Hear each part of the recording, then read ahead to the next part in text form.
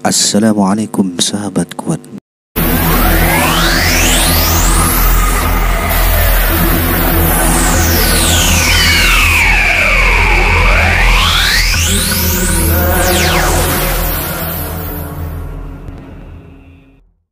Kekejaman komunis bukan hanya di Indonesia saja, tetapi di Yaman juga pernah terjadi pembantaian, penculikan dan pembunuhan oleh rezim komunis.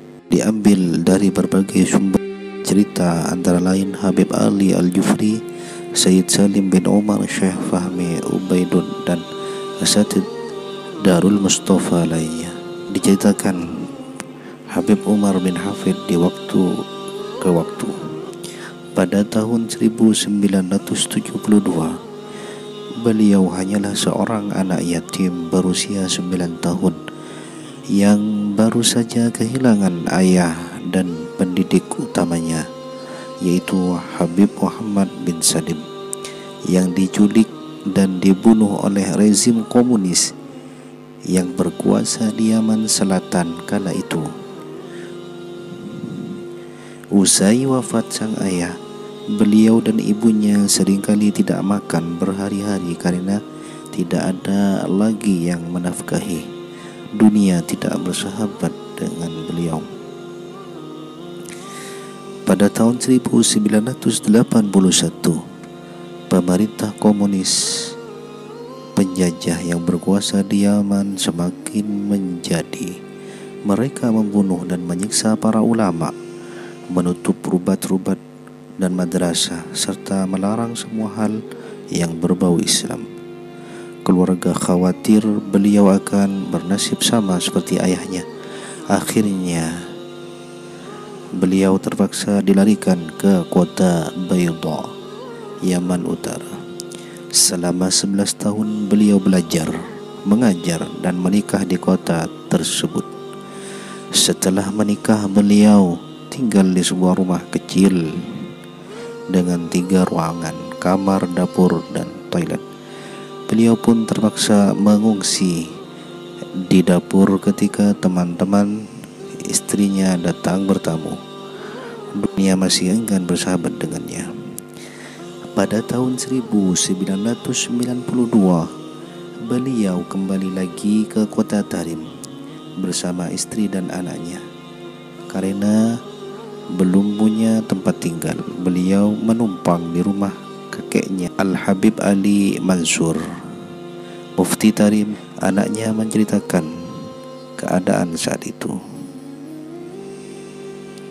Kami tinggal di kamar yang sangat sempit, hanya cukup untuk 3 orang, aku, abahku dan ibuku. Begitu sempitnya sampai-sampai abahku harus sholat tahajud di jalan antara kamar dan toilet.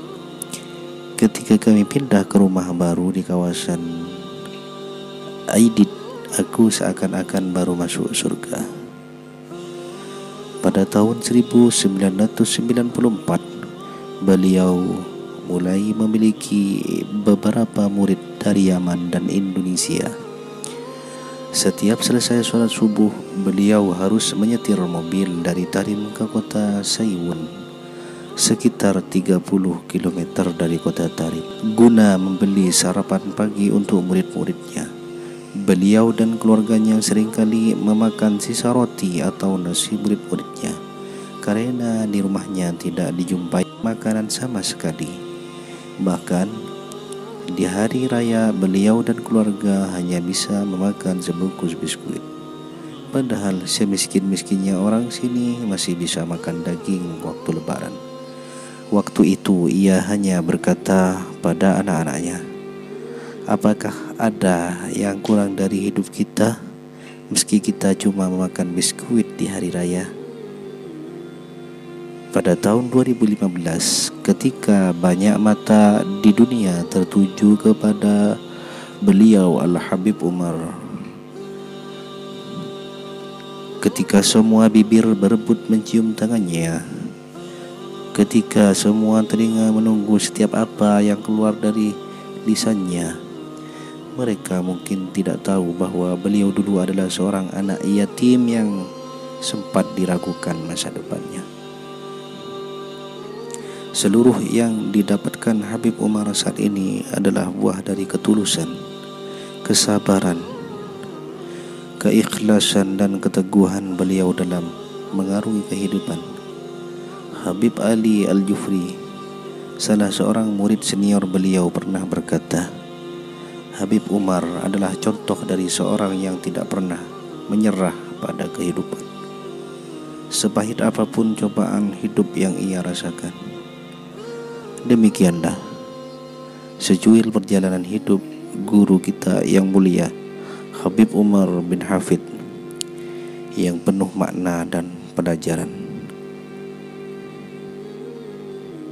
Allahumma sholli ala Sayyidina Muhammad wa ala ali Sayyidina Muhammad.